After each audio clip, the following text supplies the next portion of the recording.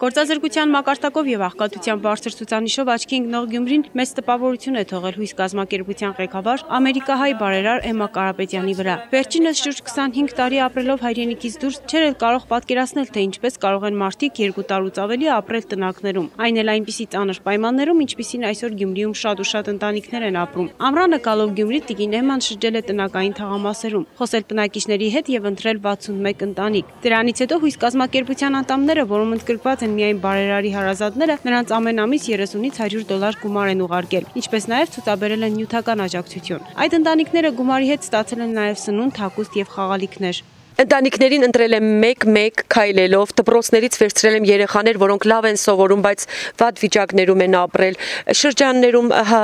շրջակայքում թագել եմ դռներ, որոնք տոմիկներ են, վատ են ապրում, եւ ընտրել եմ 70 ընտանիքի ուտելիքով, սննդամթերքով մտել եմ եւ ընտրել եմ 61 հոգու։ Այս տնակը գտնվում է Շիրակ օդանավակայանի տարածքում։ Այն ժամանակավորապես տրամադրվել է Քնարիկ Կիրակոսյանի ընտանիքին։ Տիկին Էմմայի եւ Քնարիկի հանդիպումը եղել է պատահական։ Տեսնելով եւ լսելով այս ընտանիքի խնդիրը, տիկին Էմման անտարբեր չի մնացել եւ որոշել է աջակցություն ցուցաբերել։ Ամուսնանալուց հետո ապրել եմ տուներ, որը փլվեց 2009 թվականի կարգ ու տանձրև քամիր փլվեց, ինձ ոչ մի բան ու ոչ մեկ չօգնեց, ժամանակավորապես ապրել եմ իմ ծնողների տանը, իսկ հիմա ապրում եմ այս տնակում։ Անօտավանների կարգավիճակում չկամ։ Հիմա հույս ունեմ, որ ինձ հույս կազմակերպությունը ինչ-որ բանով կօգնի, որպեսզի իմ երեխաների հետ ապրեմ իմ սեփական տանը, կարողանամ իմ տունն ունենամ։ 5 ամիս մենք օգտվում ենք հույսի օգնություններից,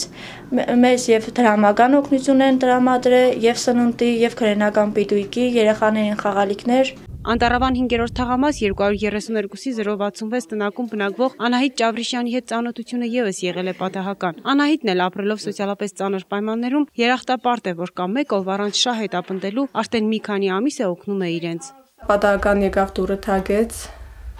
որպես տեսնելով, որ տնակի մեջ եմ ապրում, անապահով եմ, ոչ մի հնարավորություն չունեի, տիկին Էմման ինձ իր աջակցությունը ցուցաբերեց։ Նա ամեն ամիս գումար էր ուղարկում ինձ, սնունդով է օգնել, հագուստով, ամեն ինչով։ Հույս կազմակերպության ղեկավարն այսքանով չի սահմանափակվել։ Այն ընտանիքներին, որոնք չունեն անօթևանի կարգավիճակ եւ ընդգրկված չեն ԲԳՎ ծրագրում, որոշել է տրամադրել բնակարաններ։ Երբ որ մարդուն դրամով օգնում ես, ճիշտ է, ինչ որ բարելավում ես նրա այդ ամսվա կյանքը, բայց իմ նպատակն է բարելավել մարդու կյանքի որակը, այսինքն մարդուն մի նոր փոփոխություն տալ իր կյանքի մեջ։ Այսինքն, եթե մարդը ապրում է այս տոմիկով, այս երեխան ապրում է այս տոմիկի մեջ, մարդը մոմենտ է գալիս, որ հոգեգան խանգարումների մեջ արդեն ընկնում իր կյանքի, իր պայմաններից։ Ուրեմն իմ ցանկությունն է այսօր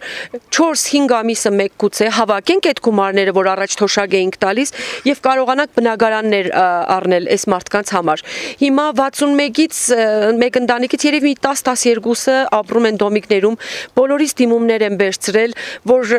նայենք այնտեղ դիմումները եւ սկսենք արդեն բնակարաններ հատկացնել։ Հույս շահույթ չհետապնդող կազմակերպության բարեգործական ծրագրերը շարունակական բնույթ են կրելու, վստահեցնում է Էմմա Կարապետյանը։ Լուսնե Պողոսյան, Արթուր Մաշկարյան, Ազդարար։